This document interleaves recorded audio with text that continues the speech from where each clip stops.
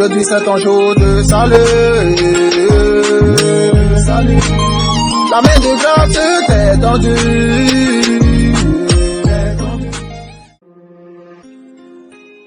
Je vous salue au nom puissant de Jésus-Christ. Vous entendez la voix du serviteur Dieudonné Médard. Nous allons continuer notre enseignement sur le thème Jésus-Christ. Le sous-thème message de ce jour, c'est que nous enseigne le premier miracle de Jésus-Christ. Et avant d'aller dans le vif du message, nous allons adorer et nous allons prier.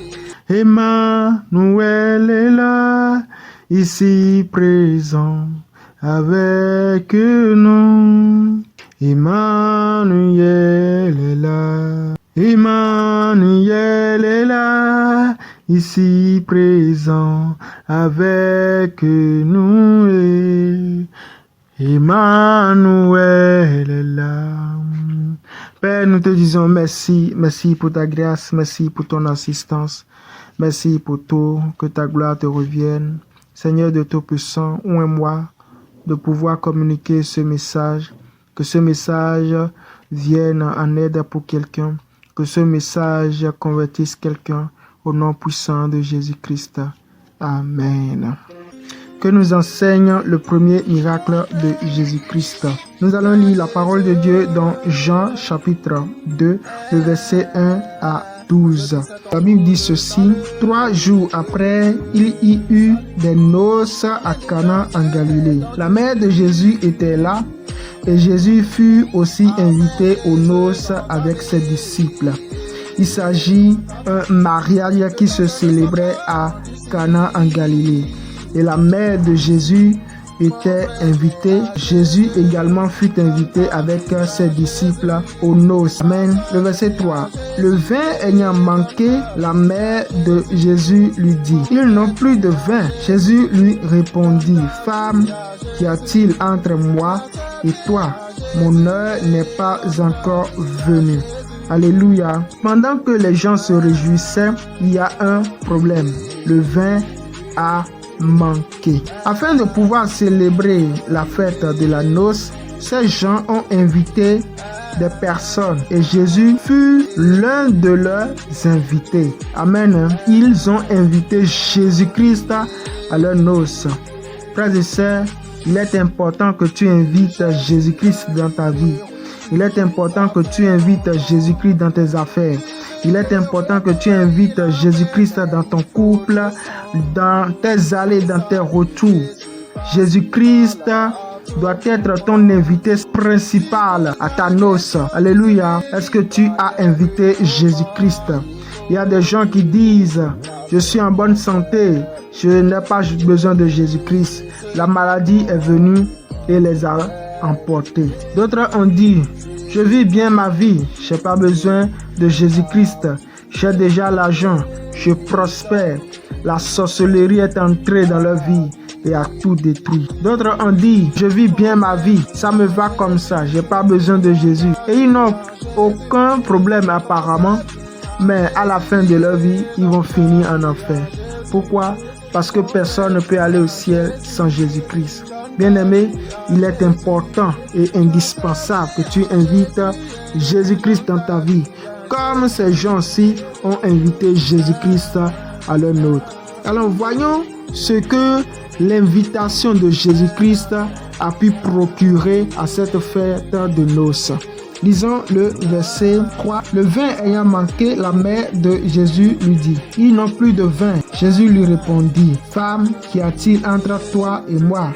Mon heure n'est pas encore venue. Voyez-vous, pendant qu'ils étaient en train de célébrer la noce, il n'y a plus de vin. Et savez-vous ce que cela signifie?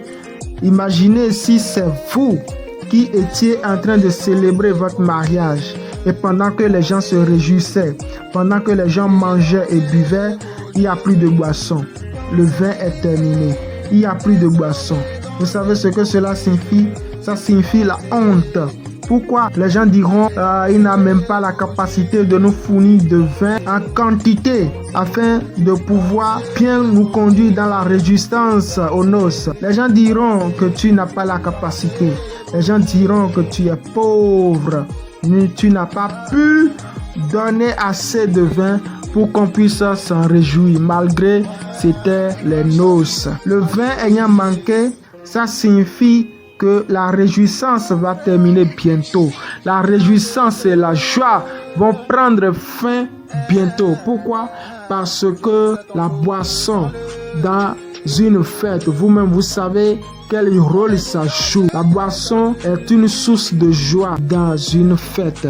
Et quand on dit que la boisson est terminée, c'est que la joie va terminer. Et il peut y avoir un moment dans ta vie où tu vis la joie. Tu vis la joie, tu vis le vin. Et à un moment donné, tout ce vin-là est terminé. Toute cette joie que tu avais dans ton couple, dans ton mariage, dans tes business, dans tes affaires, dans tes allées, dans tes retours, dans ton travail, dans ton ministère. Tu avais la joie, mais voici, il n'y a plus de la joie. Tu avais l'argent avant, mais voici, il n'y a plus d'argent. Tu étais riche avant, mais voici, tu n'es plus riche. Tu étais quelque chose avant, mais aujourd'hui, tu n'es plus rien. C'est ce que cela signifie. Le vin est terminé. Tu as été quelqu'un hier, mais aujourd'hui, tu n'es rien du tout. Tu as été quelqu'un hier, mais aujourd'hui tu n'es personne. C'est ce que cela signifie. Lorsque Marie était venue dire à Jésus que le vin a manqué, elle était en train de dire à Jésus, bientôt nous allons rentrer parce que les gens vont se retirer tout de suite pour rentrer chez eux parce qu'il n'y a plus de vin. C'est ce que cela signifie, que la réjouissance ne va plus continuer, ça va s'arrêter. Et il y avait un temps où le vin était dans ta vie, la joie était dans ta vie, mais tu vis un moment où tu n'as plus de joie. Je prie que le Seigneur te donne encore du vin, que le Seigneur te donne encore de la joie, que le Seigneur reconduise ta joie au nom puissant de Jésus-Christ. Amen. Et Jésus dit à Marie, femme, qu'y a-t-il entre moi et toi? Mon heure n'est pas encore venue. Frères et sœurs, attendez toujours l'heure de Dieu pour vivre ces miracles. Le verset 5 dit ceci, sa mère dit aux serviteurs, faites tout ce qu'il vous dira. Pour vivre le miracle, Marie a dit aux serviteurs ce qu'ils devraient faire. Ils devraient écouter Jésus. Lorsque tu passes par des moments difficiles, écoute Jésus et fais ce qu'il te dira. Fais ce qu'il te dira. Fais ce qu'il te dira. Écoute seulement et fais. Ne sois pas en train de pleurer sur ton vin qui a terminé. Ne sois pas en train de pleurer parce que les gens t'ont abandonné. Ne sois pas en train de pleurer parce que ta noce a pris fin. Écoute seulement Jésus-Christ et fais ce qu'il te dira. Alléluia. Verset 6. Or, il y avait là 6 cuves de pierre destinées aux purifications des Juifs et contenant chacun 2 ou 3 mesures. Jésus leur dit, remplissez d'eau ces vases. Et ils les remplirent jusqu'au bord. Voyez-vous, Jésus leur dit de remplir les vases. Mais Jésus savait que ces vases-là étaient destinés aux purifications des Juifs. Qu'est-ce que cela signifie? Les Juifs avaient l'habitude, avant de pouvoir manger, ils lavaient leurs mains avant de pouvoir manger. Et ce sont ces vases-là, les 6 vases étaient destinés pour que les Juifs puissent laver leurs mains dedans. Donc, les vases étaient là pour recevoir la saleté des mains des Juifs.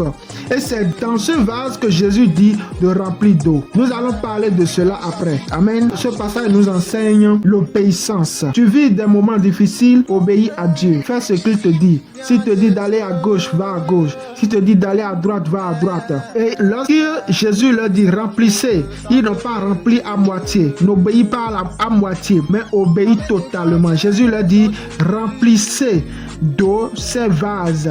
Et ils les remplirent jusqu'au bord. Ils ont fait exactement ce que Jésus a dit.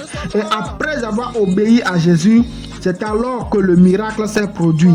Et tu vivras le miracle de Dieu après l'obéissance. Je répète, tu vivras le miracle de Dieu après l'obéissance. Le verset 8, Jésus dit ceci, puisez maintenant, leur dit-il, et portez-en à l'ordonnateur du repas. Et ils emportèrent. Quand l'ordonnateur du repas eut goûté l'eau changée en vin, ne sachant d'où venait ce vin, tandis que les serviteurs qui avaient puisé l'eau le savaient bien, il appela l'époux et lui dit, Tout homme sait d'abord le bon vin, puis le moins bon après qu'on s'est enivré. Toi, tu as gardé le bon vin jusqu'à présent. Tel fut à Cana en Galilée le premier miracle que fit Jésus. Il manifesta sa gloire et ses disciples crurent en lui. Amen. Mon frère, pour vivre le miracle de Dieu, il faut que tu obéisses.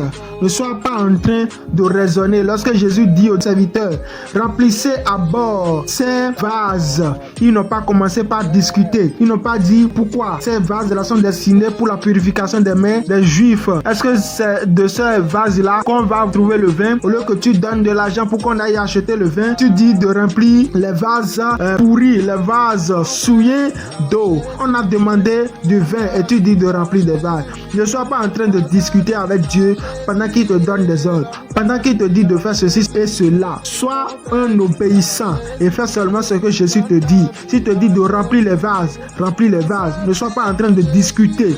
Si tu passes par des moments difficiles, fais ce que Jésus t'a dit et le miracle va se produire. Il y avait un temps où tout allait bien, mais un temps où tu ne vas pas bien. Il y a un temps où il y avait le vin, un temps où il n'y a pas le vin. Ne sois pas inquiet, ne sois pas inquiet. Ne dis pas ils vont m'abandonner. Jésus-Christ est avec toi et il peut te donner encore du vin. Un vin qui est encore plus meilleur que le vin que tu avais. Jésus-Christ peut te donner encore une nouvelle vie qui est plus bonne que la vie que tu avais perdue. Avant tu étais dans une bonne vie. Et cette vie-là s'est arrêtée. Jésus peut te redonner encore une autre vie qui soit encore plus meilleure que la vie d'hier. Et je prie que cela arrive dans ta vie. Je prie que cela arrive dans ta vie. Reçois une nouvelle dimension. Reçois une nouvelle dimension. Reçois un nouveau travail au nom puissant de Jésus-Christ. Je prie que le vin que tu avais perdu, que tu retrouves un autre vin à sa place. Un autre vin à sa place. Au nom puissant de Jésus-Christ. Amen. Nous allons continuer encore ce message parce qu'il y a beaucoup de choses dans ce message que je n'ai pas pu développer à cause du temps. Amen. Nous allons continuer dans le message suivant. Alléluia. Nous allons prier le Seigneur. Seigneur de Tout-Puissant, je te dis merci. Merci pour tout ce que tu nous as dit encore. Seigneur, je prie que ces paroles soient enracinées dans nos cœurs au nom puissant de Jésus-Christ. Père, redonne du vin à nos vies au nom de Jésus. Redonne du vin à nos noces au nom puissant de Jésus-Christ. Que nous n'ayons jamais la honte. Jamais la honte. Jamais la honte. Comme ces gens qui t'ont invité à leurs noces n'ont pas eu la honte, nous aussi nous n'aurons pas la honte. Père, remplis nos vies de résistance et tout ce que nous avons perdu et qui était bonne, donne-nous cela dans la dimension de l'excellence au nom puissant de Jésus-Christ, car nous croyons que le vin que tu donnes est plus meilleur que le Seigneur. Redonne la vie à notre vie au nom puissant de Jésus-Christ. Amen. Frères et sœurs, comme je l'ai dit, le ministère de la Révélation n'a pas encore un lieu où il fait ses cultes. Et nous sommes dans le besoin d'un espace où nous pouvons commencer à faire des cultes présentiels. Si Dieu vous touche, si vous avez un espace que vous pouvez nous donner, afin que nous puissions commencer par faire des cultes présentiels, appelez seulement le numéro qui est affiché sur l'écran. Et si vous avez à cœur de pouvoir bénir le ministère, de pouvoir semer dans le ministère de la Révélation, faites vos dépôts financiers sur le numéro qui est affiché sur l'écran et que Dieu vous bénisse abondamment au nom puissant de Jésus. Mon frère, viens à Jésus, donne ta vie à Jésus. Ma soeur, viens à Jésus et donne ta vie à Jésus.